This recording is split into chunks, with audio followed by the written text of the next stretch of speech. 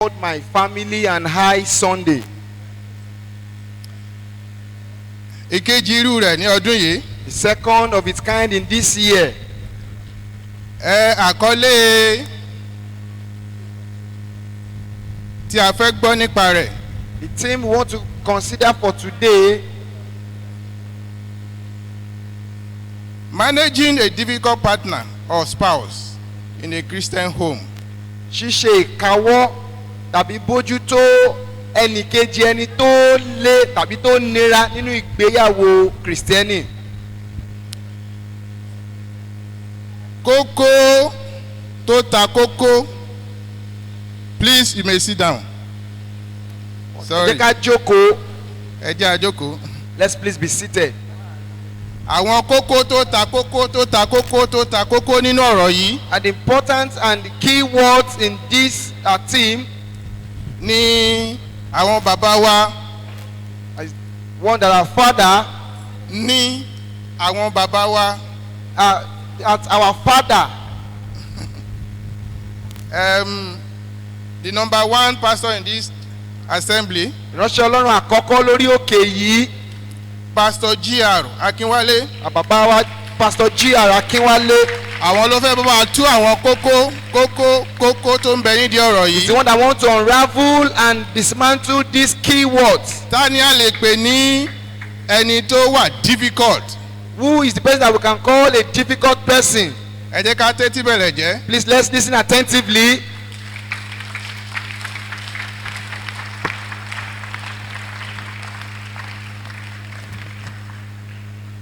Ẹ jẹ́ kí gbogbo ènìyàn dìde dúró. Let everyone please rise up.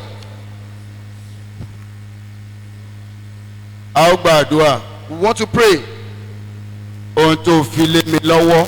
What you have committed unto my hands. Tàbí ohun tó fi fún mi. Or all things you've given to me. Má jẹ́ ó ti ọwọ́ mi bàjẹ́. Don't allow them to get spoiled in my hands. Ìkan nínú ohun tí Olúwa fi lé ẹ lọ́wọ́. One of the things God has handed over to you. Ìkan nínú ohun tí Olúwa fi fún ọ. One of the things God has given unto you. Òun náà ni ìgbéyàwó rẹ. Is your marriage. Òun náà ni ọkọ rẹ. Is your husband. Òun náà ni aya rẹ. Is your wife. Òun náà ni ọmọ rẹ. Is your children. Òun náà ni ìdílé rẹ. It's also your family. Ohun tó fi fún mi. What you give your Ohun tó fi lé mi lọ́wọ́. what you have handed over to me. Olúwa má jẹ́ ó ti ọwọ́ mi But bàjẹ́. do not allow me to Ẹ destroy gbé them. sókè. Lift Ẹ up your gbàdúrà. Orúkọ Jésù. tó fi lé mi lọ́wọ́ má jẹ́ ó ti ọwọ́ mi bàjẹ́. Olúwa má jẹ́ ó ti ọwọ́ mi bàjẹ́. Olúwa má jẹ́ ó ti ọwọ́ mi bàjẹ́. Olúwa má jẹ́ ó ti ọwọ́ mi bàjẹ́. Ohun tó fi fún mi, ohun tó fi lé mi lọ́wọ́, ohun tó fi fún wa, ohun tó fi lé wa lọ́wọ́. Ní orúkọ Jésù má jẹ́ ó ti ọwọ́ wa bàjẹ́. Má jẹ́ ó ti ọwọ́ wa bàjẹ́. Má jẹ́ ó ti ọwọ́ wa bàjẹ́. Má jẹ́ ó ti ọwọ́ wa bàjẹ́. Oore ọ̀fẹ́ láti ṣe ààbò rẹ̀. Oore ọ̀fẹ́ láti bójútó. Títí tá fún wa jẹ́ ìgbẹ̀yìn Ọlọ́run yọ̀ǹda fún wa. Olúwa gbọ́ àdúrà. Gbọ́ àdúrà ní orúkọ Jésù Olúwa wa. Amen. Ọlọ́run wa fún oore ọ̀fẹ́ mìíràn tí a ní láti dúró níwájú yín nínú àkókò báyìí. Orúkọ Jésù Olúwa gba ọpẹ́ wa. Ohun tí a fi fún wa, ohun tí a fi lé wa lọ́wọ́, lórúkọ Jésù má jẹ́ ó ti ọwọ́ wa bàjẹ́. Oore ọ̀fẹ́ láti bójútó, oore ọ̀fẹ́ láti ṣe àkóso rẹ̀ títí tí a fi jẹ́ ìgbẹ̀yìn Ọlọ́run. Olúwa yọ̀ǹda fún wa. Nínú ìpéjọpọ̀ yìí Olúwa bá ọkàn wa pàdé. Olúwa gbọ́ àdúrà ní orúkọ Jésù Olúwa wa. Amen. Ẹ jẹ́ kí a jókòó. Shall we please be seated?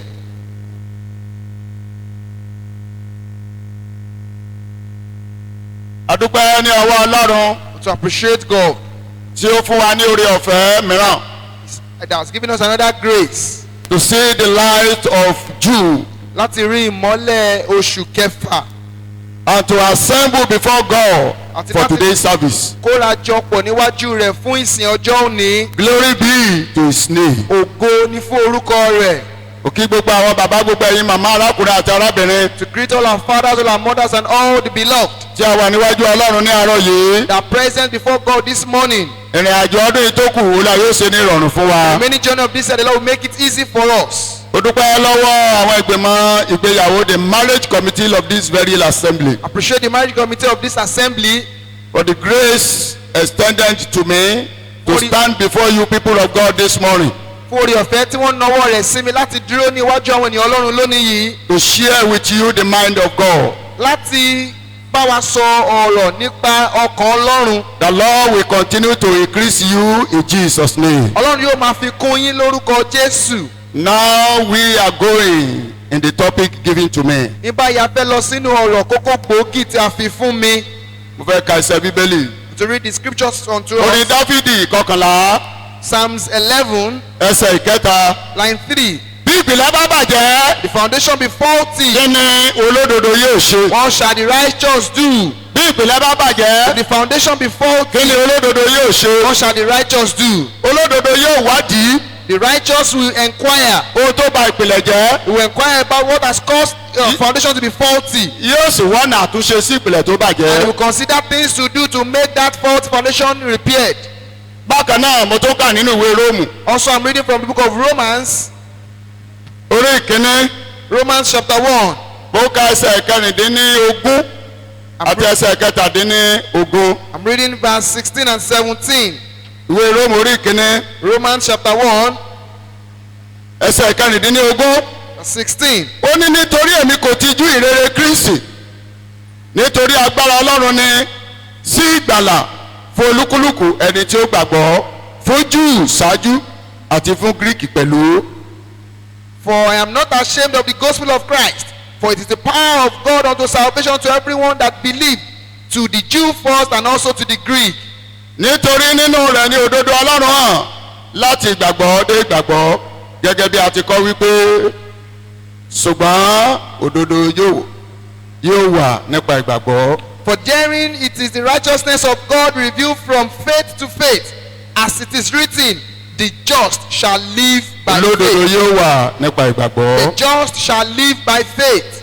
Àwọn ìwàásù àti ọ̀rọ̀ Ọlọ́run tí a ń gbọ́ ní ìjíjọ́ mẹ́jọ wọ̀nyí. And the weekly and Sunday sermon that we listen to every week, Kò gbọ́dọ̀ lọ bẹ́ẹ̀. they must not just go like Ó that. yẹ kó ṣe àtúnṣe nínú ayé rẹ. They are meant to make amendment and Ó corrections yẹ in kó your ṣe life. àtúnṣe nínú ayé mi. They are meant to make corrections and amendment in my life too. A ò gbọ́dọ̀ máa gbọ́ lásán. We must not just listen to them in vain. Gbàdúrà ní ìkẹyìn ọ̀rọ̀ yóò ní dá wa lẹ́bi o. Pray on the last day this word will not come against us. Praise the Lord. Hallelujah. Ẹ máa bá wa ká lọ. Please follow us as we move. Fífi sùúrù tàbí ìfaradà gbé ìgbé ayé àlàáfíà pẹ̀lú ọkọ tàbí aya tí ó le nínú ìdílé Kristẹni. Managing impossible partners in Christian home. Bí a ti ń lọ nínú ọ̀rọ̀ yìí, As we proceed in this teaching, a ń wo kí la pè ní ìdílé Kristẹni. consider what a Christian home is. Kí ni a lè sọ nípa níní sùúrù tàbí ìfaradà fún ọkọ tàbí ìyàwó tí ó le? What can we say or what we should say about having patience as regards a difficult partner?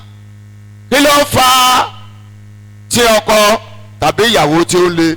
What brings about a difficult partner? What are the likely solutions? Kí ni àwọn ọ̀nà àbáyọ tàbí ojútùú? Hallelujah. Hallelujah. Number one, Ohun àkọ́kọ́, a home is a place where a person and his family or her family lives. ìdílé jẹ́ ilé tí ọkọ àti aya àti àwọn mọ̀lẹ́bí rẹ̀ ń gbé. A home is an abode or habitation. Ìdílé jẹ́ ibi tá à ń gbé tàbí ibi tá a fara pamọ́ sí. Tí ó bá sì wá rí bẹ́ẹ̀, If it is so, ibi tí ọkọ, aya tàbí ọkọ àti àwọn ọmọ ń gbé. place where we have the father, the mother and the children where they reside. Kí la wá lè sọ nípa ìdílé Kristẹni? What can we say about Christian home? The word Christian home implies that a ní àwọn ilé kan tí kìí ṣe ti Kristẹni. The word Christian home implies that we have some families or homes that are not Christian homes. Ṣùgbọ́n ibi àfojúsùn àti àdójúkọ wa lónìí ni ìdílé Kristẹni. But our center, our concentration is on Christian homes. Sábà wá sọ̀rọ̀ nípa ìdílé Kristẹni. When we want to consider Christian homes, Ìdílé Kristẹni ó jẹ́ ibùgbé ẹ̀mí fún àwọn ọmọlẹ́yìn Jésù Kristi. a Christian home is considered to be a spiritual home for the children of God. Níbi tí Jésù ti jẹ́ olùpilẹ̀ṣẹ̀ where Jesus is the foundation, tí Jésù ti jẹ́ atọ́nisọ́nà, where Jesus is the guardian, tí Jésù ti jẹ́ adarí, where Jesus is the leader, tí ìhùwàsí ìdílé náà tàbí ìpinnu ìdílé náà tó lọ pẹ̀lú ète àti èròǹgbà Ọlọ́run. where the order of that home goes in line with the will of God. èyí la ń pè ní ìdílé Kristẹni. This is what is referred to as a Christian home. la ń pè ní ìdílé Kristẹni. This is what is called Christian home. Praise the Lord. Hallelujah. Ìrísí the features of Christian home. The features of Christian home. Number one, Christ is the center of Christian home. Jésù ló wà láàrin gbùngbùn ìdílé onígbàgbọ́. The focus is on Christ, not just on a figure. Ohun gbogbo ló kọjú sí Jésù. Jésù ló wà láàrin gbùngbùn ìdílé yìí. Christ as a saviour and who guides the family's life. Jésù ni olùgbàlà tó máa ń tọ́ni tó sì ń tọ́ ìdílé yìí. Christian home is a place where faith is nurtured, where faith is being developed. Ìdílé ìgbàgbọ́, ìdílé onígbàgbọ́ jẹ́ ìdílé tí a ti ń ru ìgbàgbọ́ sórí, tí a ti ń kọ́ ìgbàgbọ́, tí ìgbàgbọ́ ti ń dàgbà sí i. That is faith in God, the creator of heaven and earth. A sọ nípa ìgbàgbọ́ sí Ọlọ́run tó jẹ́ ẹlẹ́dàá ọ̀run àti ayé. Ìdílé Christian is a place where we used to seek God's will, not our own will, not earthly will. Ìdílé onígbàgbọ́ is a family where ìdílé tí a ti ń ṣàwárí, tí a ti ń mójútó ìfẹ́ Ọlọ́run, kì í ṣe ìfẹ́ ènìyàn, kì í sì ṣe ìfẹ́ ti ayé. Christian home is a place of harmony and unity. Christian home strives for harmony and unity. Ìdílé onígbàgbọ́ jẹ́ ìdílé tó ní ṣe pẹ̀lú ìfọwọ́sowọ́pọ̀ àti ìrẹ́pọ̀, kì í ṣe ilé tí ìdàrúdàpọ̀ ti ń ṣẹlẹ̀. Psalm 133:1, John 17:21. Another characteristics of Christian home, spiritual support. Family members offer spiritual encouragement and support for each other. Ìdílé onígbàgbọ́ tàbí ìdílé Kristẹni jẹ́ ìdílé tí a ti ń fọwọ́sowọ́pọ̀ pẹ̀lú ara ní ti ẹ̀mí, a máa ń sowọ́pọ̀ pẹ̀lú ara wa nínú ẹ̀mí. Christian home is characterized with love and service. The Christian home are characterized by love of God for one another and for those in need. Ìdílé onígbàgbọ́ jẹ́ ìdílé tó kún fún ìfẹ́ àti ìjọsìn tàbí ìsìn fún ara ẹni. Christian home is a place that has been set aside for the propagation of the gospel of Christ. Ìdílé onígbàgbọ́ jẹ́ ìdílé tí a ti yà sọ́tọ̀ fún ìmúgbòòrò àti ìtànkálẹ̀ ìrere Kristi. In essence, ní àríwísí. the attributes of Christian home are written in Christ Apostolic Church, various M13. Àwọn gbogbo tó ní ṣe pẹ̀lú ìdílé onígbàgbọ́ ó wà nínú ìwé orin ìjọ Apostolic Christi, ìwé orin onírúurú 13. A sì ń padà bọ̀ bẹ́ẹ̀. Àti coming back Mo to wà nílẹ̀ Kristian. give us a Christian hope. We are coming back there. Ẹ̀wọ̀n bá àwọn ọ̀rọ̀ tí a sọ níbí yìí. These little words that we have said here. Tó bá ti jẹ́ pé kì í ṣe nǹkan tó farahàn nínú ìdílé rẹ, tó bá ti jẹ́ pé kì í farahàn nínú ìdílé mi, a jẹ́ wípé ìdílé rẹ is not a Christian home. If all these things were mentioned are not things that happen or the features of your family, it means your family or your home is not a Christian home. Praise the Lord. Hallelujah. Managing impossible partners. Ṣíṣe ìfaradà tàbí ìkáwọ́ ẹnìkejì ẹni tó lera. Introduction. When a man or a woman enters marriage, he or she assumes that he marries a responsible person. Nígbàkigbà tí ẹnikẹ́ni lọ́kùnrin tàbí lóbìnrin bá ṣe ìgbéyàwó, ó máa ní lérògbà tàbí lọ́kàn wípé òun fẹ́ ènìyàn, ẹni tó jẹ́ ẹni gidi tàbí ẹni tí ó ṣe fọkàn tán. Thinking they will both use their talents and gifts for the benefit of their marriage. Níní èrò tàbí èròǹgbà wípé àwọn méjèèjì yóò lo ohun tí wọ́n ní, ẹ̀bùn wọn àti ohun ìní wọn fún ìtẹ̀síwájú ìdílé yìí. But after a few months or years, you discover that your spouse is not a responsible person you thought you married. lẹ́yìn oṣù díẹ̀ tàbí ọdún díẹ̀ a wá rí wípé ẹnì kejì ẹni tá a fẹ́ yìí kò ń ṣe ẹni tó ń bójútó ojúṣe tó yẹ kó ṣe. This irresponsibility may be total or partial. àìbójútó ojúṣe ẹni yìí látọ̀dọ̀ ẹnì kejì ó lè jẹ́ fún ìwọ̀nba díẹ̀ tàbí ní gbogbo ọ̀nà pátápátá. Therefore, fún ìdí èyí what is impossible partners? kí ni ẹni tí a ń pè ní ẹnì kejì ẹni tó Ọkọ tó nira tàbí ìyàwó tó nira impossible or partner like husband or wife láti bá lò láti bá gbé. and to manage and to cohabit with such fellow. Ké hallelujah. Hallelujah.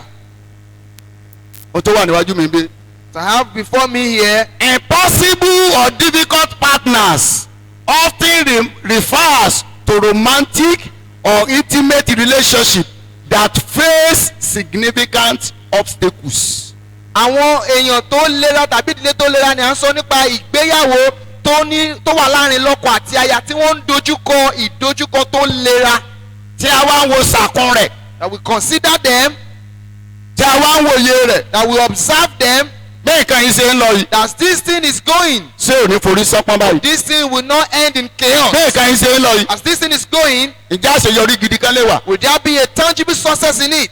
Eléyìí dẹ̀ máa sábà wáyé. And this often happen or occurs. Nípa àwọn àkíyèsí díẹ̀díẹ̀. With some little observations. Impossible partners. Ọkọ tàbí aya tó le. At times used to happen as a result of incompatibility. Ó máa ń wáyé nípa àìlè fi ìwà dọ́gba papọ̀. 2. External pressure. Ìgbà mìíràn ó máa ń ní ṣe pẹ̀lú wípé à ń gba ẹnì kẹta láàyè láti. 3. Personal beliefs. Ó tún máa ń ní ṣe pẹ̀lú ohun tí ènìyàn gbàgbọ́ gẹ́gẹ́ bí ènìyàn. Àti bẹ́ẹ̀ bẹ́ẹ̀ lọ. And so on and so forth. Mo kúrò mẹ́yẹn. I want to leave that section. Torí mo ń wọ ohun àbápò tí. So looking at the time that I have before me. Etí de àwọn ibi tí ọ̀rọ̀ wà gan-an. Not gotten to the main place. Now, origin of impossibility partners. Orísun àti ìbẹ̀rẹ̀ níní ọkọ tàbí aya tó le. Ó ní orísun. That's a source or origin. Orísun rẹ̀ bẹ́ẹ̀ ní Genesis orí kẹta. The origin began in Genesis chapter 3. Praise the Lord. Hallelujah. Tí a bá wo láti ẹsẹ̀ ìkẹfà sí ẹsẹ̀ ìkẹtàlá torí àkókò. Consider from verse 6 to 13 because of our time. Praise the Lord. Hallelujah. Hey, hallelujah. Hallelujah. Ẹ fetí síbí o. Please listen to me. Ọlọ́run sọ wípé ẹ gbọ́dọ̀ jẹ èso yìí. God said Ọjọ́ tẹ ẹ bá ti jẹ́ kíkú lẹ̀ máa kú. The day you eat out of it, you will die. External forces wá dé. We had an influence of external forces upon them. Ó ní kán jẹ́ pé wọn ò ní kú. Told them that they should eat and they were not going to die. Wọ́n dẹ̀ jẹ́. And they ate it. Àṣẹ Ọlọ́run. The authority of God, the commandment of God. Ènìyàn padà. The man changed it.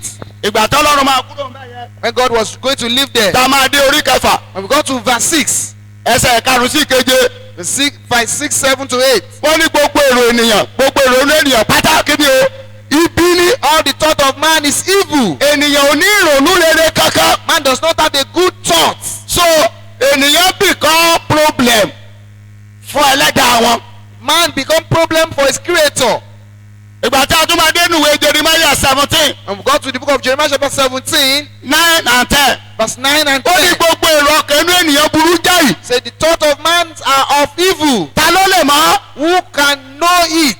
Jeremiah 29:11 sọ fún wa wípé Jeremiah chapter 29 verse 11 says. èrò Ọlọ́run sí wa èrò rere ni. Thought of God towards us are thought of good. But all our thinking about God is evil. Ṣùgbọ́n gbogbo èrò wá sí Ọlọ́run jẹ́ ibi. So àwọn ìyàwó Ọlọ́run àkọ́kọ́ we became a possible partner for God. The first bride of the Lord in the first instance became impossible partner or difficult partner for God. Bí ìrìnàjò yẹn ṣe ń tẹ̀síwájú. As the journey went further. God continue to manage us. God continue to manage me. God continue to manage you to the point that God offered his only begotten son for you to survive. Ọlọ́run tẹ̀síwájú láti máa farada wá láti máa farada ẹ̀mí àti ìwọ. Ó ó tẹ̀síwájú títí dé ojú wípé ó yọ̀ǹda ọmọ bíbí rẹ̀ kan ṣoṣo láti jẹ́ ìrúbọ fún wa. John 3:16. ìwé Jòhánù orí kẹta ìgbà tí a tún máa dénú ìwé Róòmù orí karùn-ún ẹsẹ̀ kẹjọ níbi ìkórìtà tọ́lọ́run mánéjì wa dé ó ní Kristi pàápàá fi ìfẹ́ rẹ̀ hàn sí wa wípé ní ìgbà tí àwa jẹ́ ẹlẹ́ṣẹ̀ Christ died for us. that we are going to consider the book of Romans chapter 5 that at the end of the day Jesus said that while we were sinners Christ died for us. God continue to manage us. Ọlọ́run túbọ̀ tẹ̀síwájú láti máa fara dà wá. ẹ̀rí gbọ́ rẹ̀ sọ wípé bí àwa bá ní ẹlẹ́ṣẹ̀ àwa ní alágbàwí kan we have an advocate who is pleading for you who is pleading for me every day. pé bí a bá jẹ́ ẹlẹ́ṣẹ̀ àwa ní alágbàwí kan tó ń ṣìpẹ̀ tó ń bẹ̀bẹ̀ fún wa lójoojúmọ́. If our creator can do such a thing for us, bí ẹlẹ́dàá wa bá lè ṣe ohun tó it is mandatory on you and it is mandatory on me to manage our partner. ó jẹ́ ohun tó jẹ́ ojúṣe gbòógì fún ìwà àti fún èmi láti rí wípé à ń fara da ẹnìkejì wa. Ibi tí ìrìn àjò impossible partners ibi tó ti bẹ̀rẹ̀.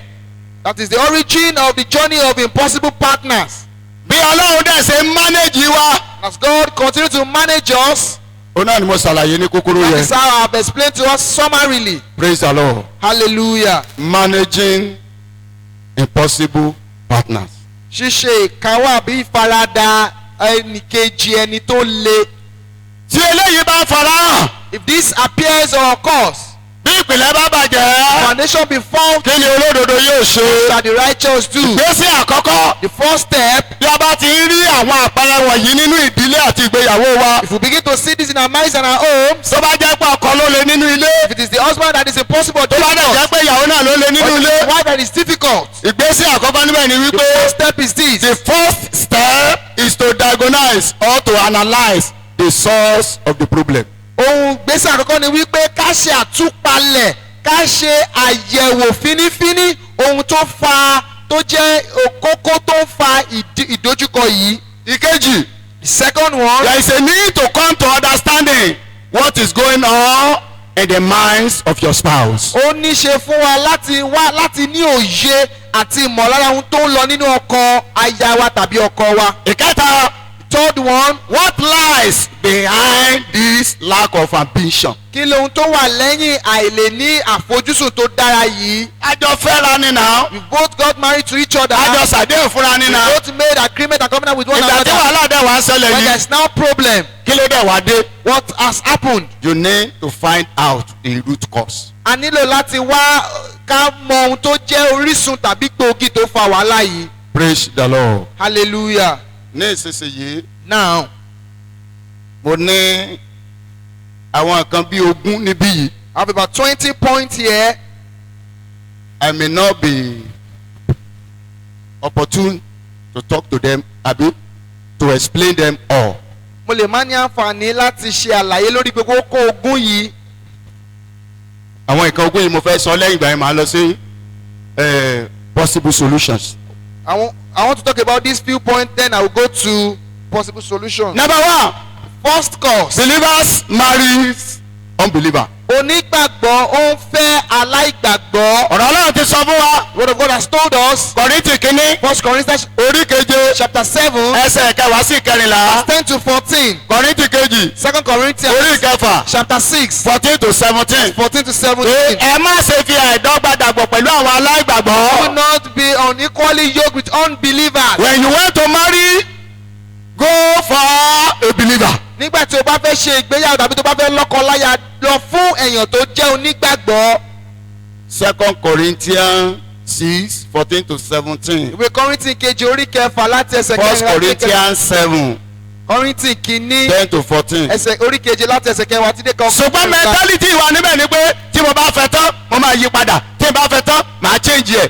But our mentality there is that if I get married to him or her, I will definitely change or convert the fellow. Kò sí bó ti lè rí omi àti ẹ̀jẹ̀ aláìgbàgbọ́ yẹn sì máa ṣe kí ni ó máa wà ní ara rẹ̀. No matter what, the fellow will still have the characteristics and character of an unbeliever.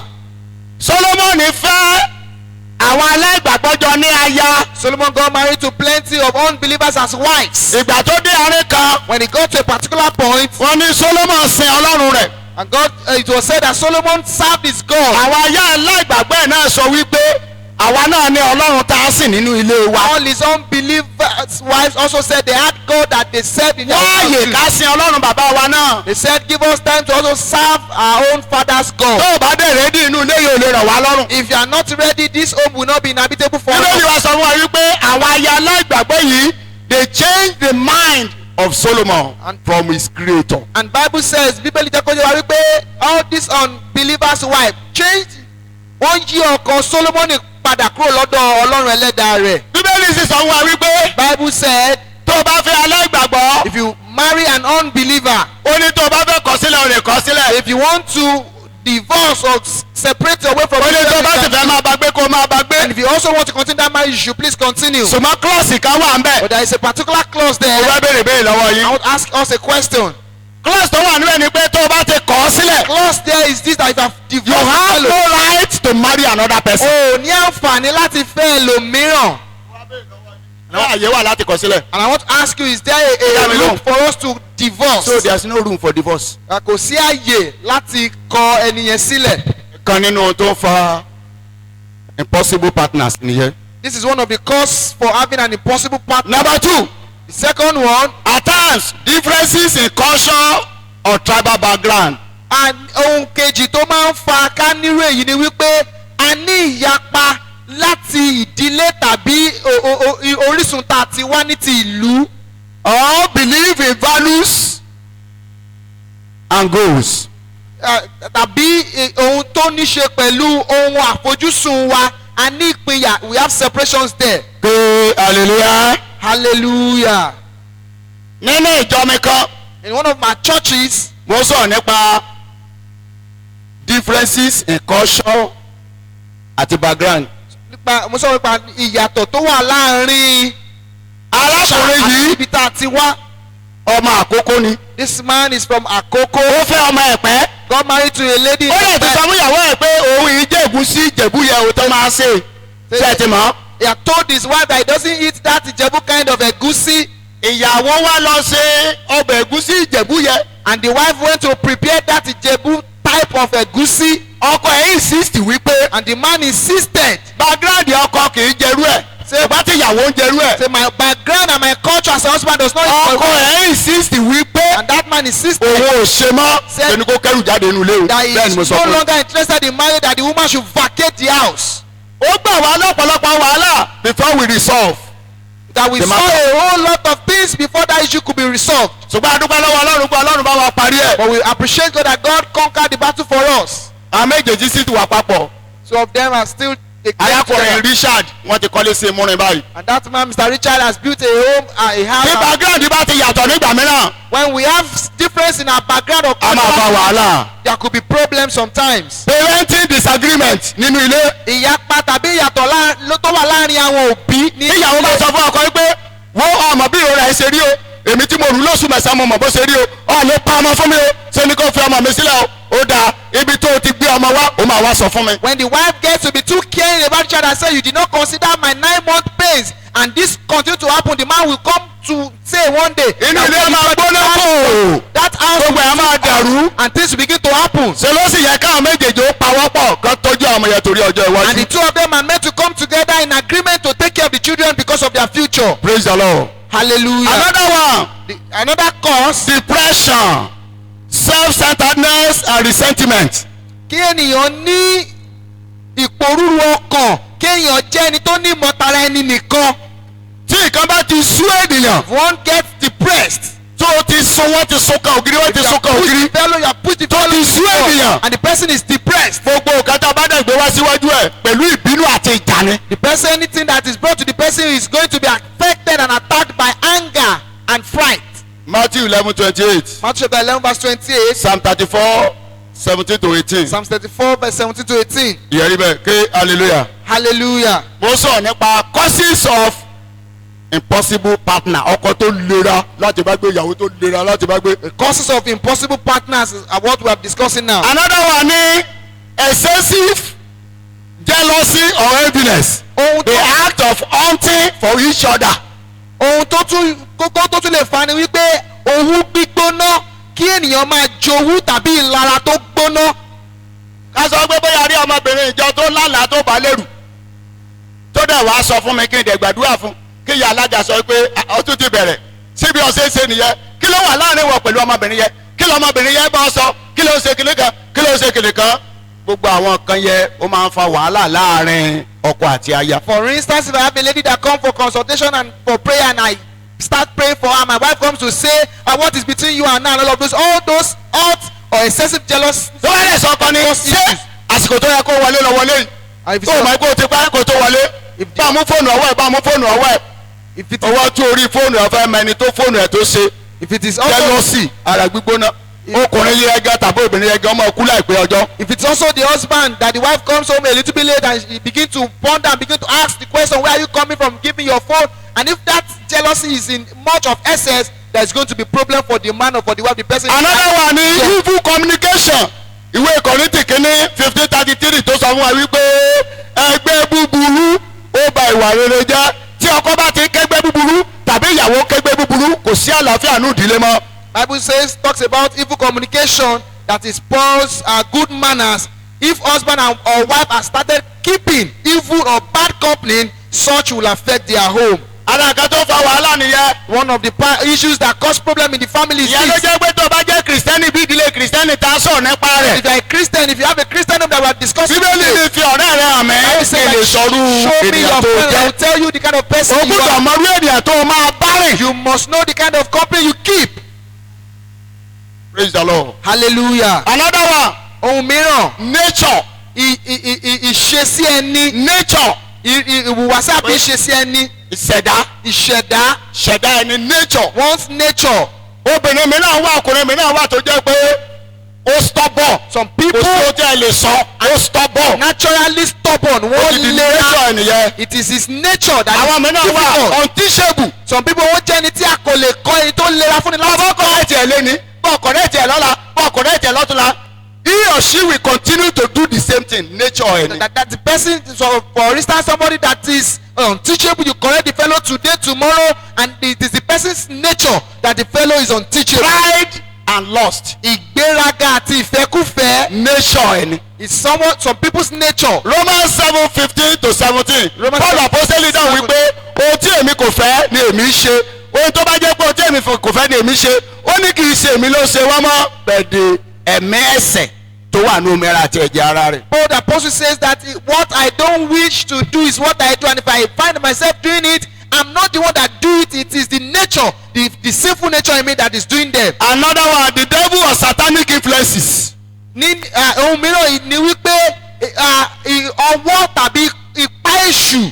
tí èèyàn bá wà lábẹ́ àkóso ẹ̀mí èṣù àtàgbẹ́rẹ́ èṣù. If one is under influence, ọkùnrin ni yóò máa ṣìwàwù. if a fellow is under the obìnrin ni yóò máa influence of the ṣìwàwù. devil, either a male or female, gbogbo person is ìṣìwàwù male. rẹ̀ níbẹ̀ ni pé kí ilé ó dàrú kí ni àjò túká. All the attitude the person be exhibiting is just about the home to be separated and be destroyed. praise the Lord. Hallelujah. ẹ bá lọ wo Matthew 16 Read book of Matthew chapter 21 to 16, 23. verse 21 to 23. Act of Apostle 5:3. Acts chapter 5 verse 3. ibẹ̀ ni Jésù ti pariwo lé Pétérù lórí padà lẹ́yìn mi torí pé Jésù ti mọ̀ wípé ẹ̀mí burúkú ti wọnú ẹ̀ kì í ṣe Pétérù tó mọ̀ nílé. That was where jàdá Jesus adé ìsìn àwọn àpọ́stélì wọ́n ní ẹ̀mí burú wá Ananaya kí ló dé tẹ́ ẹ ṣe gba ẹ̀mí èṣù láàyè láti gba àkóso ọkàn yín tẹ́ wá ń parọ́ fún ẹ̀mí mímọ́.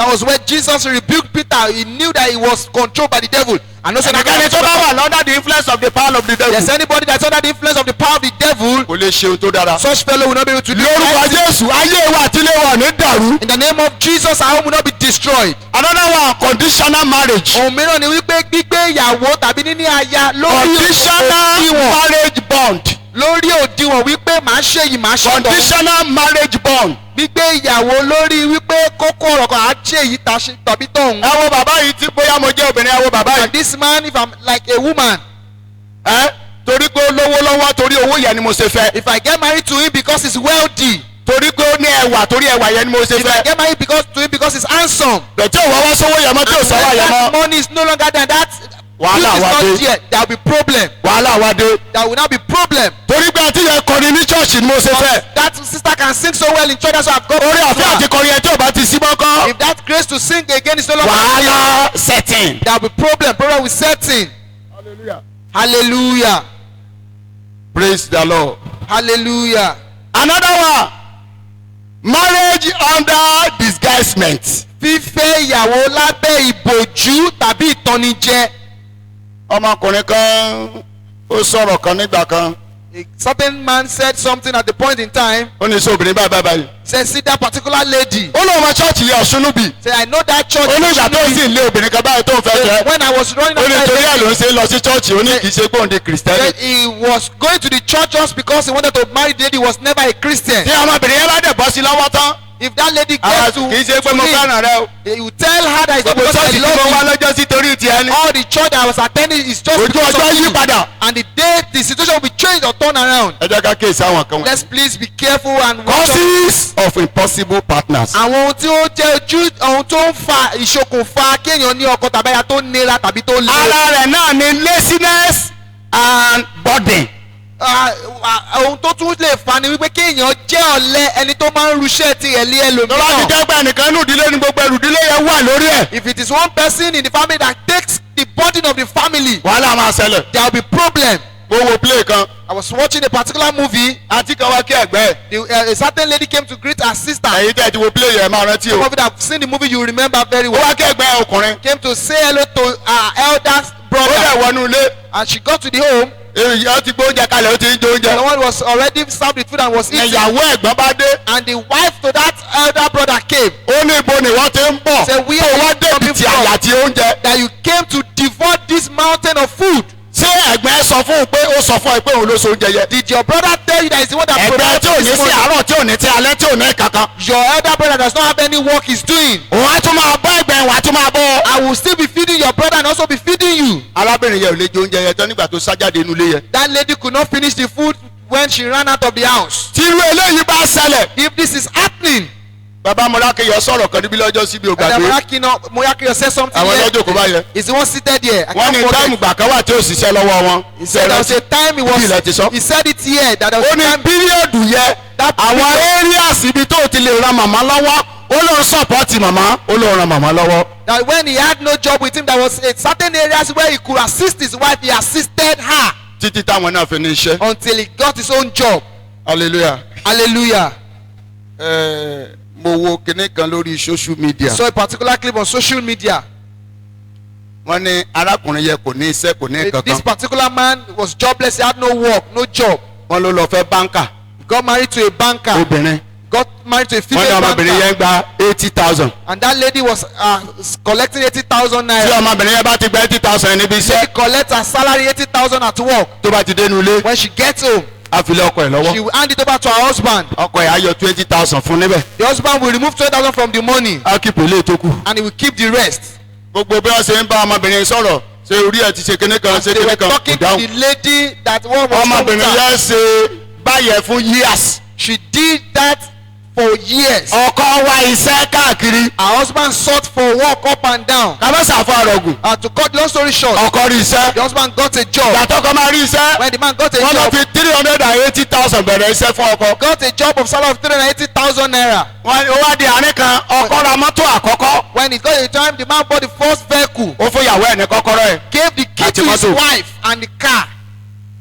àwọn èèyàn sọ̀rọ̀ sọ́kọ sí People ọtí yàwó began to tell the husband, "Are you man? Hope nothing is wrong with you." ọkọ tún wá ra mọ́tò èkejì tó tún dára ju tàkọ́kọ́. And bought a second vehicle more better than the first one. ó gbé mọ́tò kejì tó dára yẹn ó gbé fún ìyàwó ẹ̀ fi kọ́kọ́rọ́ yìí lọ́wọ́ tàkọ́kọ́ tí wọ́n ti tẹ́ lò tẹ́lẹ̀ yẹn ó gbà lọ́wọ́ ìyàwó ẹ̀. He gave the woman a better car and replaced it with he took the old one and was using kò it. sí irú ọ̀rọ̀ burúkú kan tí family ò sọ sí ọmọkùnrin yìí There was tán. nothing evil as God that they didn't have with that man. ṣùgbọ́n ọmọkùnrin yìí dáhùn pé nígbà tí ayé òun ò dáa But the man ẹni tó rí lélẹ̀ ò rí ẹni said bọ̀dù. when his life was not in good shape, the only person he saw was his wife. ìgbà tí ojú ọjọ́ lé ṣé tọmọbìnrin yẹn bá ti dá sírọ̀fù sọ́lẹ̀ padà wá jọrọ̀. When things were happening, if the lady had turned it to something else, will she Amo. come and enjoy this world now? causes of impossible partners. Ohun tó ń ṣe okùnfà kéèyàn ní ọkọ tàbí aya tó le. when communication breaks down. Nígbà tí a bá ní ìfìdírẹmi nínú ìbára sọ̀rọ̀. financial stresses. financial stresses. nígbà tí a bá ní ìdojúkọ ní ti ìṣúná tàbí owó níní. bad orientation about sex. kéèyàn ní ìmọ̀ tàbí òye tó le tàbí tó kóbìnrin gbà wípé ìgbà tó máa fẹ́ lóyún tó máa fẹ́ bímọ nìkan ṣe lọkàn gbọ́dọ̀ súnmọ́ òun. that the woman should believe that it's only when she wants to. yàtọ̀ sí yẹn that's when her husband will come rárá to o her. kò sí nǹkan tó jọ bẹ́ẹ̀. aside from that nothing will happen. ìyẹn gan ni wàhálà tó pọ̀ jù. that is even the cause of major problem. distribution of houseworks.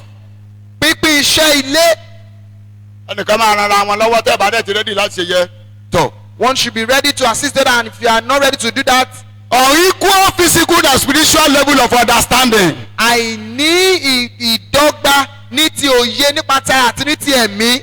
high tasking job or a church role. kéèyàn ní iṣẹ́ tó le ní iṣẹ́ ṣíṣe tàbí ní ojúṣe ní ìjọ Ọlọ́run. inability to identify the period of temptation. kéèyàn kó kùnà láti ní ìdámọ̀ àkókò tó jẹ́ àkókò ìdánniwò. gbogbo ènìyàn tó bá sínú ayé yìí ló máa ní àkókò ìlàkọjá. everyone in life that has come to this world will have a time that is called their time of temptation. àkókò ìlàkọjá yẹ ọkọ gbọ́dọ̀ máa fún ìyàwó ìyàwó gbọ́dọ̀ máa fún ọkọ. tó àbá ti lè mọ fún ara wọn yá máa pẹpẹ scatter scatter. the wife and the husband should understand and know this for each other, that there are times of temptation and tribulation. Failure to understand this season, there will be yam and pepper to scatter and scatter. Hey, hallelujah. Hallelujah. Hey, hallelujah. Hallelujah. èmi àti mọ́mì náà máa ń já o. Myself and my wife, sometimes we always have ṣùgbọ́n misunderstandings. èsì ìjà ẹlẹ́yọ̀ sọ But sí it's ra. not about boxing each other.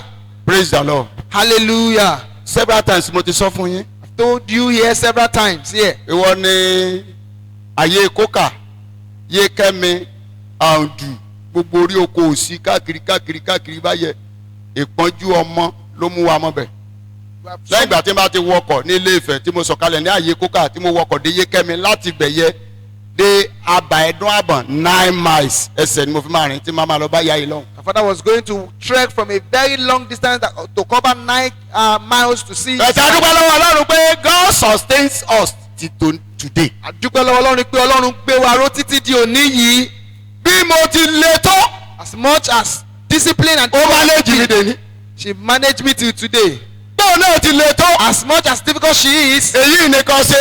this is what you should do. kò ní dáhùn. she will not answer me. ẹ̀ka tó máa ṣe ẹ ló máa ṣe. it is what she wants to do that she will do. èmi náà manage ẹ̀ títí dè also ní. managing her and manage her till today. àjọ máa manage ara wa dọ̀dọ̀ bàbá gọ̀dù ni. we continue to pàtẹ́wọ́ manage lágùn ourselves Jésù. and manage ourselves till we see God. clap for Jesus. hallelujah. hallelujah. sọ fún ẹni tó jókòó lẹ́gbẹ̀ẹ́ ọ̀dọ̀ rẹ. tell your neighbor. pé manage ẹ o. say manage. mọ́jọ́ bọ́ lọ́wọ́ rẹ o. don't allow the person manage to ẹ o. manage him or her. mọ́jọ́ bàjẹ́ lọ́wọ́ rẹ o. don't allow to get sport in your hand. Hey, hallelujah. hallelujah. a máa ní àkókò ìlàkọjá. we have at times of tribulation and temptation. you cannot do without a time of challenges. a ò lè ṣaláì má ní àkókò ìdojúkọ àti ìpèníjà wa. so jẹ́ bó ṣe rí. as it is. mo kúrò ń bẹ̀ yẹn. I want to leave that place. praise the lord. hallelujah. possible solutions to impossible partners. àwọn ojútùú tàbí ọ̀nà àbáyọ sí níní ọkọ tàbí aya tó possible solutions àwọn ọ̀nà àbáyọ àti ojútùú to impossible partners. sí ọkọ àti aya tó le. number one. ọ̀nà àkọ́kọ́ tí mo bá bọ́ aṣọ lé lórí. I want to explain to us. ó ní understanding. you need to have the understanding of each other. a gbọ́dọ̀ ní òye ara wa dáradára. hallelujah. hallelujah. mọ ọkọ rẹ.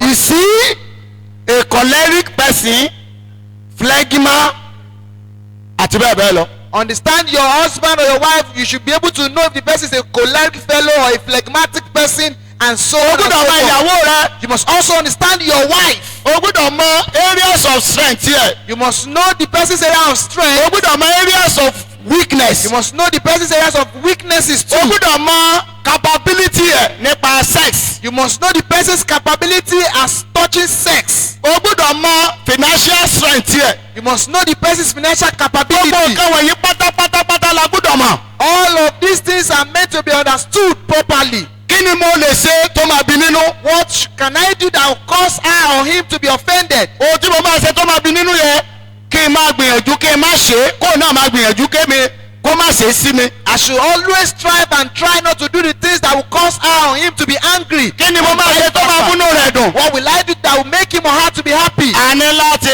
ní òye ara wa. We must have proper understanding of each other. understanding. Níní Number one. òye ara ẹni. what it means is it refers to the ability of a couple to comprehend each other's thoughts, feeling, needs and perspective.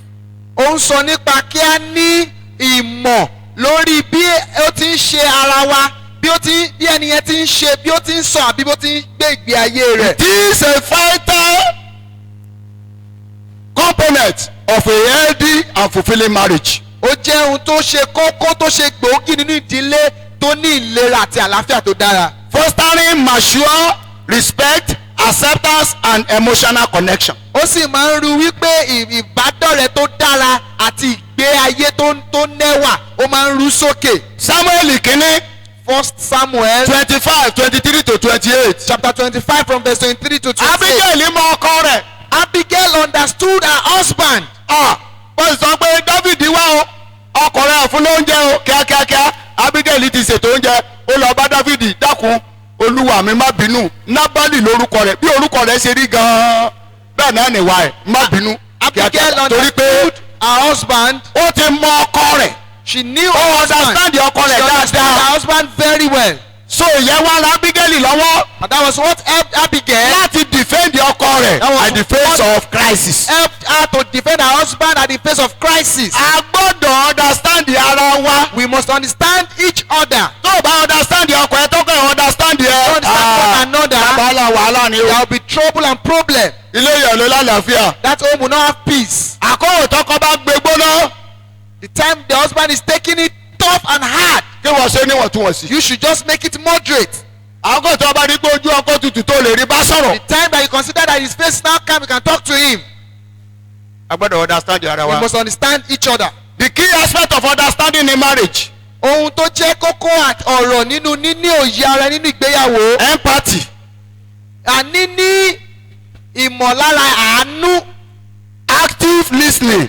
Kéèyàn máa tẹ́tí bẹ̀lẹ̀ jẹ́ dáradára sí ẹnì kejì ẹni. open communication. Kéèyàn ní ọ̀rọ̀ ìfomi. a máa bára wa sọ̀rọ̀. Ìfọ̀rọ̀jomi tó rọrọ̀ ní gbogbo ìgbà. mutual respect and acceptance. Ká bu ọlá fún ara ẹni nígbà gbogbo. building trust.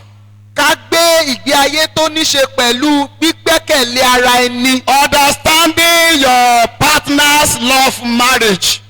Kí ènìyàn ní òye bí ọkọ ẹni tí ń fìfẹ́ hàn tàbí fìfẹ́ hàn sí ó lè máa sọ̀rọ̀ jáde. ṣùgbọ́n tó o bá ń wo action wà á rí i pé màdámù nídìí ẹ̀ lálẹ́ yìí o. She may not talk verbally, but with her action and attitude, you know that she will. tó o bá ń wo action ó lè jẹ́ pé bàbá nídìí ẹ̀ lálẹ́ yìí o. With the action and the position he's doing, you should understand maybe that he needs you tonight. recognizing and addressing differences. Kí a ní ìdámọ̀ àti ká sọ̀rọ̀ ojútùú sí ìpínyà àti àìfiwà. finding common ground to resolve disagreement. Àká ní ọ̀rọ̀ àsọpapọ̀ wípé ká yanjú Ọ̀nà tó wà àkọ́kọ́. sílẹ̀. The first way láti yanjú ìṣòro ọkọ tó le tàbí aya tó le láti lè bá wọn gbé pẹ̀lú ìṣúrù àti àlàáfíà òun ni ká ní òye ara wa that we should have understanding of one another. sípòlà understanding Mósè sígbà tọ́lọ̀ ń dojúkọ Mósè tọ́lọ̀ ń fẹ́ pa Mósè kíákíá sípòlà ti mú òkúta ó ti kọlà ọmọ yẹ gbọ́dọ̀ ṣe kọlà ọmọ yẹ ó ju sára sọ Mósè kíákíá ó understand your Korah point. understood Moses. Praise the Lord. Hallelujah. ìkejì Second one, patience. ká ní sùúrù. Romans 12:12. Romans chapter 12 verse 12. James 5:7-11. James chapter 5 verse 7 to 11. Patience in marriage means the act of being able to endure discomfort. To endure discomfort, to endure hardship, to endure frustration without getting angry or resentful. Pacify through difficult time and maintain a positive attitude. Àti bẹ́ẹ̀ bẹ́ẹ̀ lọ. níní sùúrù ó túmọ̀ sí pé ká farada ìgbà tó le láì ṣaláì máa bu ọlá fún ara ẹni láì tutọ́ sókè fojú gbà fún ẹnì kejì ẹ nígbà tó le àti ìgbà tó nira àti bẹ́ẹ̀ bẹ́ẹ̀ lọ. ẹ̀yin màmá àti bàbá máa pa òwe. You mothers and fathers, you always make these proverbs. wọ́n ní onísùúrù ló fún wàrà. kìnìún ẹ dá mi So lóhùn. it is a patient fellow that brings out milk from lion. ọbẹ̀ lọ fún wàrà kìnìún.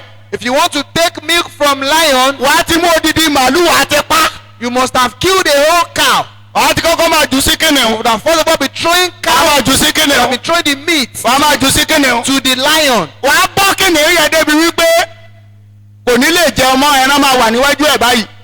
You would have fed that lion so much that it won't be able to eat any food again, even while having food in front bóyá of it. lára àwọn ẹran tó jù sí yẹ. Maybe out of the meat you are trying to eat, ọ ti tọ́jú ẹ̀ dáadáa fún. maybe you have kept it for ìgbà a tó little. bẹ̀ jẹun tí oúnjẹ gan lè máa pọ̀ ó lè máa pọ̀ lẹ́nu tó lè máa ṣe When it's tó dùbúlẹ̀ properly sẹ́gbẹ́ fed kan and tó it's bá dẹ̀ clean. fẹ́ lọ síbẹ̀ tó bá fẹ́ If you want to fún go there ọ̀yàn to rẹ̀ wá lè fún. extract the ṣùgbọ́n meat, kó you tó be pa able ẹran kó tó kẹ́ran jọ kó tó máa jù sí kìnìún sẹ́mi kó tó gbà ní àkókò. before you could get meat to feed lions. onísùúrù ló fún wàrà kìnìún. It's a patient person that brings out milk from lion. Yorùbá sọ wípé tá a bá ní sùúrù a ó ṣe òkúta jiná. Yoruba people say that if you are patient enough, you'll be able to cook ó stone. máa ní cook it sùúrù well. pẹ̀lú ọkọ ẹni. You have to be patient with your èmi náà máa husband. ní sùúrù pẹ̀lú ìyàwó I tèmi. will also be patient with my wife láti lè ṣe àṣeyọrí so that we can be nínú ìrìnàjò successful náà. in the journey. kó o kọ ọkọ kó o kọ ìyàwó kì í ṣe yẹn ló kàn. Separating or divorcing your husband or your wife is not the next thing. hallelujah. Hallelujah. nígbà tí a bá sọ̀rọ̀ nípa sùúrù. And we talk about patience. it involves Ó ní ṣe bearing with each other flaws and imperfection. ká farada ìkùnà àti àìpé ẹni tolerating wa. different bases and expectation. Ká farada ara ẹni, ká farada fúnra wa. working through difficulties and disagreements. Ká jọ rìn papọ̀ nínú ìgbà tó le àti ìgbà tí kò wọ́n. appreciating growth and change. Kí á bẹ̀rẹ̀ sí ní dúpẹ́ tàbí ká mọ ìrírí wípé òun ti ń yàtọ̀. waiting for the right time of normalcy.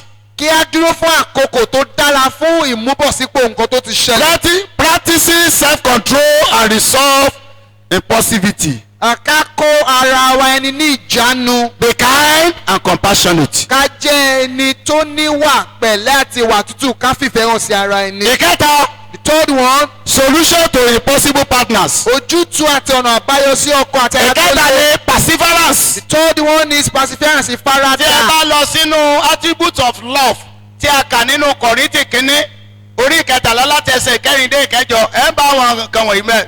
ìfẹ́ a máa mú sùúrù. If you look Ìfẹ́ a máa at the faradà. attribute of love in that first Corinthians, ìkẹta ni that perseverance. love perseveres. Colossians 3:13. Colossians chapter 3 verse 13. 2 Timothy 2, 3 and 4. 2 Timothy chapter 2 verse 3 and 4.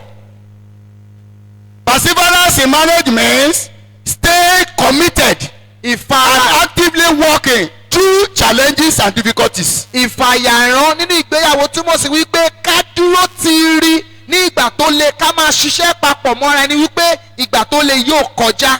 bó ti wù kó ní agbára tó. No matter how much and how difficult it is, a ní láti faradà. we must persevere. ìwé Matthew 24:13 sọ wípé So Matthew chapter 24 verse 13 says, àwọn tó bá forí ti dídé òpin la máa ṣe kí ni o. "It is la those máa that gbàlà. perseveres to the end that shall be saved." tó o bá lè faradà ò lè di ìyá ọmọ. If you don't persevere, you cannot become a mother. tó o bá lè faradà ò lè di bàbá ọmọ. If you don't persevere, you cannot be a father. àwọn ọmọ yẹn ò ní mọ̀ ọmọ. The children will not know you again. ìfaradà Perseverance, láfi lè bá ọkọ tó lè lò. that is how we can ìfaradà deal with a láfi lè difficult, bá ìyàwó tó lè lò. difficult wife. hallelujah. Hallelujah. hallelujah. Shout hallelujah. ọkùnrin kan orí òkè ló máa ń gbé. There was a particular man that always lives on the mountain. orí òkè yẹn ló gbé títí tó fi kú. That is where he lived until he died. bódà ṣe kú As he died, tó lọ. that he died and he wọ́n á went. retí kẹ́sílẹ̀ pé ìjọba ọ̀run fóun. He said he was expecting that they should open the door of wọ́n heaven sílẹ̀ to kò yẹ him. fún. They didn't open the door to òun him. fúnra rẹ̀ sọ pé òun sẹ́nìkan torí òkè ló ń wà. ibẹ̀ ló ti lò gbé ayé tó ti ṣe wá tó ṣe gbogbo Said ẹ̀. that he didn't offend anybody. He lived his life alone on the mountain. He didn't offend anybody. wọ́n ní àwọn mọ̀ They said they know pé a ò mọ ìfaradà rẹ a ò dẹ̀ máa forítì rẹ pé nítorí náà padà kó lọ gbé láàrin ènìyàn ìgbà tí wọ́n bá tẹ̀ ẹ́ mọ́lẹ̀ ìgbà tó ń gbẹ́ ẹ lójú ìgbà tó ń sọ òkúta lù ẹ́ ìyẹn la fi máa mọ ìfaradà àti àṣeyọrí ẹ̀. They said they could not amount or say anything about his perseverance, that he never lived among men, that he should go back to the world and live among people. When he's been hurt, he's been stepped upon, that is when his perseverance level can be tested and also confirmed. perseverance in marriage and taste. Nínú ìfaradà nínú ìgbéyàwó ó ní ṣe pẹ̀lú àwọn wọ̀nyí. faith and hope. Ìgbàgbọ́ àti ìrètí. hey hallelujah. Hallelujah. téèyàn bá la nǹkan tó kọjá lọ nínú Passing ìgbéyàwó through nǹkan tó some lé difficult time in your marriage, báwo ló ṣe mú ìgbàgbọ́ àti ìrètí dání. that is what it comes with, faith and hope. bó ṣe mú dání lélẹ́yìn. This is how it goes with it. nǹkan yìí dá mi lójú. This thing is very bẹ́ẹ̀ sì ni certain. ó yé mi yéké. I will stand it very ọjọ́ well. òní bá tilẹ̀ Even kúrò. if today is ọjọ́ bitter, ọ̀la mi my tomorrow shall be àdára. better. ìrètí máa ń bá o. There is hope igi tí a gé for a lórí. tree that is cut down. ìrètí máa ń bá o. There is hope igi tí a gé for a lulẹ̀. tree that is cut bó bá down. tilẹ̀ You can gbóòórùn just omi see yìí yóò sọ water to jáde. sprout up again. ìgbàgbọ́ àti ìrètí. There is faith and hope. tó ń bẹnu ìfaradà There nìyẹn. is faith and hope in perseverance. mo bá àwọn pásítọ̀ sọ̀rọ̀ lọ́sẹ̀ I yìí. was talking to some This is pastors gbogbo this wọn. week. Not all of them. bá parọ́ fún God yín. sees my heart if I lie to you. ó gbé ní mission house kan. I stayed in a particular mission house. èmi pẹ̀lú ìyàwó mi máa wà nínú yàrá. My wife and myself will be in the room, àti ọmọ. and a child a máa tilẹ̀kùn. will close the door. a tilẹ̀kùn yàrá. Will close the door of the inner room. pálọ̀ mi wèrè ló sùn ní pálọ̀ mi. A madman was inhabiting the sitting room. bẹ́ẹ̀ ni CAC ìrágbìjì. The Christapostolic church. pálọ̀ mi wèrè That ọ̀gá mi sitting room. ọ̀gá mi lé wèrè èlé gbàmọ́ra upstairs ló lò. pálọ̀ mi wèrè ló sùn bẹ̀. My own sitting room. A madman was the one inhabiting the sitting room. tí n bá jí láàárọ̀ àmú kọ́kọ́ máa lọ wọ́n oúnjẹ fẹ́ ehoro. If I wake up in the morning, I first of all go and get feed for rabbits. gbogbo aṣọ gbó mọ́ wa lọ́rùn. All our clothes was torn and tattered. n bá lọ sí ọ̀dọ̀ bẹ́ńdà boutique màá mú ṣòkòtò máa wo kọ́lọ̀ ẹ̀ màá máa wá súùtù tí kọ́lọ̀ wọn relate tí mo fi máa ṣèṣe ní church. If I get- àwa náà lélẹ̀ And we are today. ìfaradà àti àforítì. Perseverance. àwa náà nìyí Here we are today. ìfaradà Perseverance ó mú nǹkan tí a pè ní sacrifice dání. brings about what we call sacrifice. ìfaradà mú strong communication dání. It brings about strong communication. ó mú forgiveness dání. Ó mú ìdáríjì. It comes about ìdáríjì. praise the lord. Hallelujah. àti bẹ́ẹ̀ bẹ́ẹ̀ lọ. And so on and so forth. ìkẹ́ni tí màá fẹ́nu kàn. The fourth point I'll be mentioning. for you to live with hard husband and wife. Fún ẹ láti gbé pẹ̀lú ọkọ àbí aya tó le. you need the wisdom of God. O nílò ọgbọ́n ọgbọ́n ọlọ́run. You need the wisdom of God. bíbélì sọ wọ́n pé Bible james says- 1:5 bó bá kú ọgbọ́n fún ẹnikẹ́ni Dẹ̀bẹ́ ó kọ́- béè lọ́wọ́ ẹni tó fẹ́ fúnni láìsí règún. You should ask from he that giveth liberally. a ní ìdí ọgbọ́n ọlọ́run. We need God's wisdom. níwọ̀n ìgbà tí ènìyàn lè mú èjòlá tó lè mú kìnìún tó lè mú abo bíárì tá a dẹ̀ kó sílé tá a máa tọ́jú ẹ̀ ẹ́ a dẹ̀ mánéjì wọn mélòó mélòó ni àwa ènìyàn ó yẹ ká lè mánéjì ara wa. If one can tame and bring wild animals at home and live with them peaceably, so how much us living Ọ̀ní ìdí one ọgbọ́n another? ọlọ́run. We need God's wisdom. it encompasses the practical and emotional understanding needed to navigate the complicity of a lifelong commitment. Ó ní í ṣe pẹ̀lú ọgbọ́n tá a nílò láti máa bára ẹni gbé, láti máa bára ẹni sọ̀rọ̀ fún ìrìn àjò ọjọ́ ayé wa tó gùn tá ò jọ gbé papọ̀ yìí. bíbélì sọ wípé àwọn ènìyàn mi kú lọ nítorí pé wọn ò ní ìmọ̀. Bible says that my people perish for lack of wisdom. a ní ìdí ọgbọ́n We ọlọ́run. need God's wisdom. ọgbọ́n ọlọ́run. God's wisdom. it involves understanding the nuances of marriage. Ó ní ṣe pẹ̀lú kí ènìyàn ní ìmọ̀ ohun gbogbo tó wà nínú ìgbéyàwó. ọgbọ́n ọlọ́run ní í ṣe cultivating a thriving marriage. Kí ènìyàn ní effective communication building of trust àti bẹ́ẹ̀ bẹ́ẹ̀ lọ. kéèyàn ní ọgbọ́n inú láti ṣiṣẹ́ fún ìgbéyàwó tó ọgbọ́n ọlọ́run ní í ṣe pẹ̀lú the role of faith. God's wisdom has to do with the role of faith. ìkarùn-ún òun náà ní àdúrà. The third point is prayer. Matthew 21:22 Romans 12:12 prayer in a troubled marriage involves seeking divine intervention for healing, restoration and guidance in the difficult circumstances. Gbígbà àdúrà nínú ìgbéyàwó ó ní í ṣe pẹ̀lú gbígbà àdúrà nígbà tó le ká gbàdúrà fún ìdásí àti òkè wá fún ìmúbọ̀sípò fún ìwòsàn àti fún ìtọ́ni ní àwọn àkókò tó lé yìí. Sincerely, if you pray, there is nothing prayer cannot do. ní tòótọ́ àti lódodo bí o bá gbàdúrà kò sí ohun tí àdúrà kò lè ṣe. Onídàá bá gbàdúrà bẹ́ẹ̀ bá sì ní ìgbàgbọ́ bí oró mustadi. If we pray òkè ó sì di òkè and àsì. have faith like seed of mustard, if we ask this mountain to move, it will move. Àwọn nǹkan tí àdúrà rọ̀ mọ́ ó wà ń bẹ̀. The things that are attached to prayer are here. Praise the Lord. Hallelujah. Ó kù díẹ̀ mo fẹ́ lu wákàtí kan. I have little time to spend up to Àdúrà máa mú ìdàgbàsókè wá. a prayer brings about. Ó máa mú ìtọ́ni wá. Prayer brings about A máa mú guidance. ìmọ̀ràn wá. Prayer brings about Àti bẹ́ẹ̀ bẹ́ẹ̀ lọ. and so on and so forth. Ìkẹfà. The fourth one, Oore ọ̀fẹ́. grace. Oore ọ̀fẹ́ mi tó fún ọ. And grace is sufficient for Oore thee. ọ̀fẹ́ mi tó fún ọ. And grace is sufficient for thee. Oore ọ̀fẹ́ tí kò lẹ́gbẹ̀ẹ́. Unwavering Oore ọ̀fẹ́ grace. mi. And grace is sufficient for thee. Oore ọ̀fẹ́. The grace. Ephesians 2:8-9. James 4:6. Grace is God-given ability. Orí ọ̀fẹ́ jẹ́ ohun tí Ọlọ́run fi fún ni. God-given ability. Ọlọ́run fi fún ni. God-given strength. Ọlọ́run fún ni ní ogun. God-given gift. Ọlọ́run fún ni ní ẹ̀bùn. God-given capacity. Ọlọ́run fún ni ní ààyè. To bear unbearable in láti marriage. farada ohun tó le àti ohun tó le láti gbọ́ nínú ìgbéyàwó.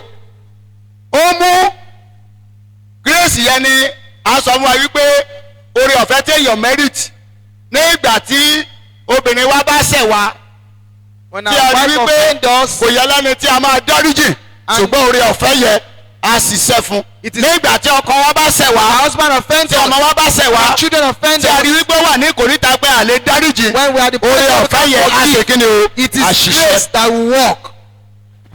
So láti lè ṣe nǹkan wọ̀nyí To do oore this, ọ̀fẹ́ includes unmerited favour. grace is talking about Forgiveness, making favor, kindness, ìdáríjì ní ìwà compassion, pẹ̀lẹ́, àti níní bẹ́ẹ̀ bẹ́ẹ̀ lọ. ìṣòro and so on and so forth. Grace helps to navigate challenges and difficulties in marriage. Orí ọ̀fẹ́ máa ń ran yín lọ́wọ́ láti la ìdojúkọ kọjá nínú Allowing one to wither storms away and emerge stronger. Orí ọ̀fẹ́ máa ń jẹ́ kí èèyàn borí ìpèníjà àti ìdojúkọ èèyàn á sì jáde gẹ́gẹ́ bí akọni àti akin. Solutions to impossible marriage or partner. Ojútùú àti ọ̀nà àbáyọ sí ọkọ àbí aya tó le nínú ìgbéyàwó. Another solution is back to your marriage covenant. Pípadà sí májẹ̀mú Kì í ṣe ìgbéyàwó yẹn. ìkọ̀sílẹ̀ ló kàn. It is not divorce that is next. Kí ni marriage covenant? Kí For ni- better, for worse. Ohun Nígbà tí a ti kà í pé for better, for worse. when it has You been said that supposed to have for it us, at the back of your meant mind. to have this at the back of your mind. Pé àkókò tó rọrùn a máa bá pàdé. You will see a good Àkókò tó le a máa ṣe kí ni and o? also A máa bá a pàdé. difficult time. Tó bá dẹ̀ ti wá rí báyẹn, you need to prepare yourself Ó ní láti ahead gbáradì. of that challenges. Fún àkókò tó le yìí, Ká padà. go back. Praise the Lord. Hallelujah. Mo tún sọ fún wa wípé Tell us this. tó bá ń bá ọkọ tó le gbé tó bá ń bá ìyàwó tó le You are gbé. living with a difficult husband or a difficult wife. Má fi búburú ṣẹ́gun búburú ṣùgbọ́n fi rere ṣẹ́gun. Don't conquer evil with evil, but you must conquer evil with good. Praise the Lord. Hallelujah. Romans 12:17-21, Romans 12:14 àti bẹ́ẹ̀ bẹ́ẹ̀ lọ. Praise the Lord. Hallelujah. Nítorí náà For this, wọ́n dẹ̀ jìnnà sí ọ̀rọ̀ Ọlọ́run. don't be too far away from the word of God. Kò sí bí o ṣe lè ṣe o. There is no how you want Kò to sí do bí it. èmi náà ṣe lè ṣe. There's no how I want to do it too. A máa bá àkókò tó le pàdé. Adẹ́tù bá àkókò tó rọ̀ We pàdé. sometimes meet with a difficult spouse, wife, or Ṣùgbọ́n kò husband. sí nǹkan tá a lè fi ṣe bí kò ṣe kí ni o. There's Oore nothing we ọ̀fẹ́ can do Ọlọ́run. but the grace of Àánú God. Ọlọ́run. Mercy of Ọlọ́run God. manage ẹ̀, Ọlọ́run manage God ẹ̀ is náà. managing Ó you yẹ and káwa I. náà lè manage ara wa. We should be able to manage one another. Praise the Lord. Hallelujah. Ẹ jẹ́ kí n fi lé ìkúnkún dẹ̀ ti parí ẹ̀ báyìí. I want to add this and conclude here like this. Arábìnrin kan nínú àwọn plate ẹ̀ ń wò káàkiri náà ni. As a certain woman in one of the movies we watch, Ọkọ rẹ̀ ṣe àṣemọ́ṣe pẹ̀lú obìnrin kan níta. her husband committed adultery with a woman outside. Àwọn èèyàn bẹ́ẹ̀ kó ní sùúrù kó dáríjì ọkọ And yẹn. they begged her that she should please be patient and forgive her husband. Ó ní bẹ́ẹ̀ kọ́. She said no. Àwọn ọ̀rẹ́ olórí burúkú ẹ̀ náà sọ pé ṣé ìyẹn lọ́ máa gbà mọ́ra bí wàá ṣe máa wòran Some nìyẹn. of her friends encouraged her and say, is this what you will endure? This is what you'll be looking at? at the end of the day ó kọ ọkùnrin yẹn. At the end of the day, she divorced the man. ó lọ fẹ́ ọkùnrin mìíràn. She got married to another man. praise the lord. Hallelujah. ẹni tí ọkùnrin ti bí dẹ̀ ti bá ṣe àṣemáṣe ìgbà tó ti bẹ̀bẹ̀bẹ̀bẹ̀ tí ìyàwó ní bẹ́ẹ̀ kọ́ ó bá mú yẹ wálé. The man brought in that woman he committed adultery with after begging. ṣé ẹ rí ọkùnrin tuntun tó lọ fẹ́. The new man she olúwa got. mi o. My ó God. ti kí ẹsẹ̀ mọ nínú ló kì mọ lórí ló As kì he mọ lórí was sàlẹ̀ ló ti beating her, he wá. was àlùfẹ́ ikú. battered beating. indirect ó dẹ̀ ti bí ọmọ fọkùnrin àkọ́kọ́ o. And she had given back to the first husband. indirectly ó tún fi ọgbọ́n padà sí ọ̀dọ̀ ọkùnrin tàkọ́kọ́ yẹn ó ní láti máa sọ fún wípé bó o bá tiẹ̀ lè gbà òun sílé mọ́ gẹ́gẹ́ bí ìyàwó kó o gbà òun síta kó o máa ṣe àlè rẹ.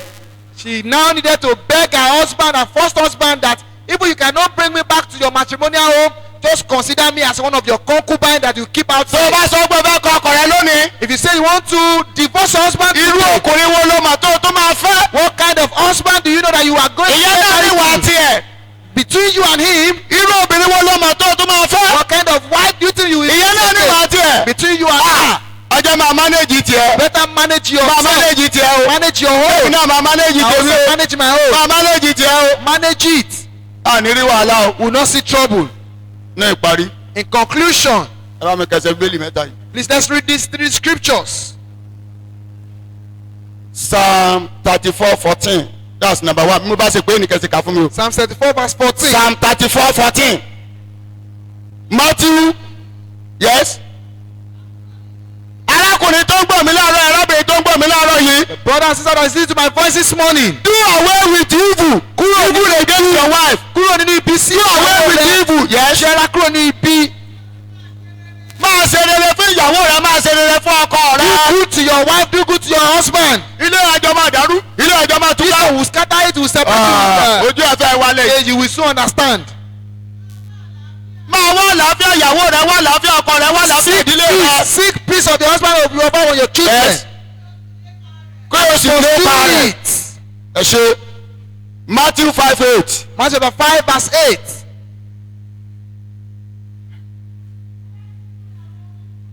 aláwọ̀ ni àwọn ọlọ́kàn Pure fún. in heart, ẹ ṣe for they shall see àwọn ló máa ń gbọ́ God. lọ́rùn. They are the ones who Hebrew see God. 12:14. Hebrews chapter 12 verse 14. follow peace with all men. Ẹ lépa àlàáfíà pẹ̀lú ènìyàn And gbogbo holiness. àti ìwà without which láìsí nobody, èyí kò no sí ẹni woman tí yóò sí can ẹnikẹ́ni see God. tí yóò sí Ọlọ́run.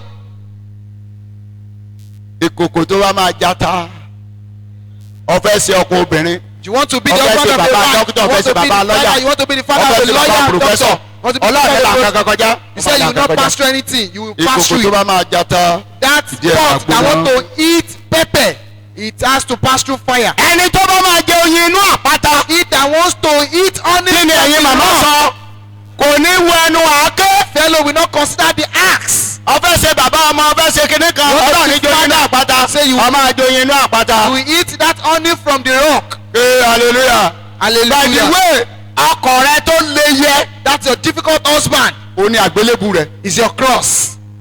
ìyàwó rẹ tó lé yẹ. That your difficult o wife ní àgbélébù rẹ. is also your cross. Jésù wípé Jesus bí said, ẹnikẹ́ni bá máa tọ̀ mí lẹ́yìn. if anyone will ó follow gbé me, àgbélébù rẹ̀. carry your gbé cross, ìyàwó rẹ. carry your gbé wife, ọkọ rẹ. carry your ó lè husband, máa tọ̀ Jésù lẹ́yìn. and follow me. Máa tọ̀ Follow lẹ́yìn, máa tọ̀ Jesus. lẹ́yìn. Follow Jesus. ìdílé tó ti dàrú. That Ọlọ́run á bá wa troubled tó. home, the Lord will ìdílé have tó ti way. dàrú Olúwa yóò bá wa tó. The Lord will take charge of èyí yóò that ti home. dàrú Ọlọ́run ní jó The dàrú. one that is gbogbo wa gbọ́dá Make it Olúwa scatter. yóò gbé wa ró. The Lord will uphold all of us. ẹ̀wọ̀n abá tí a lè sọ yìí. This little nínú ọkàn ẹnìkọ̀ọ̀kan wa ó là kó the gbòmìnrin. Lord will water it. orí ọ̀fẹ́ tí obìnrin kọ̀ọ̀kan yóò fi ṣe àtúnṣe níbi tó kù sí. For every one of us to orí ọ̀fẹ́ tí ọkùnrin kọ̀ọ̀kan yóò fi ṣe àtúnṣe níbi tó kù grace sí. for every one of us to make orí ọ̀fẹ́ tí èmi fúnra mi yóò fi ṣàtúnṣe níbi tí mo kù sí. also make an amendment. Olúwa yóò yọ̀ǹda fún gbogbo wa. God will release unto us. dìde dúró. Rise ibi tí a ti up. bẹ̀rẹ̀. On your feet. Where we started from. ibẹ̀ la fẹ́ parí ẹ̀ sí. That's where we want to bring it to a close in. ohun tó fi fún mi. That thing you gave me. ohun tó fi lé mi lọ́wọ́. That thing you handed over to me. má jẹ́ tọwọ́ mi bàjẹ́. Not allowed to get spoiled. ìyàwó má jẹ́ tọwọ́ mi My bàjẹ́. marriage, you allowed to ìdílé get má jẹ́ destroyed. tọwọ́ mi My túká. household, my household. gbogbo agbára tó ní àlàáfíà ní wà ní ìdílé mi Every ló bá mi power ṣẹ́gun that says rẹ̀. that we don't peace in my own, please help me to conquer them. ibi tó ọkọ mi kù sí Olúwa bá mi ṣe àtúnṣe rẹ̀. Where my husband is is remaining to be perfected, please ibi tí perfect it. ìyàwó mi kù sí olúwa mi ṣe As àtúnṣe my rẹ̀. wife's imperfection, Lord, perfect ibi it. tí àwọn ọmọ mi kù sí olúwa mi ṣe àtúnṣe If rẹ̀. the children are not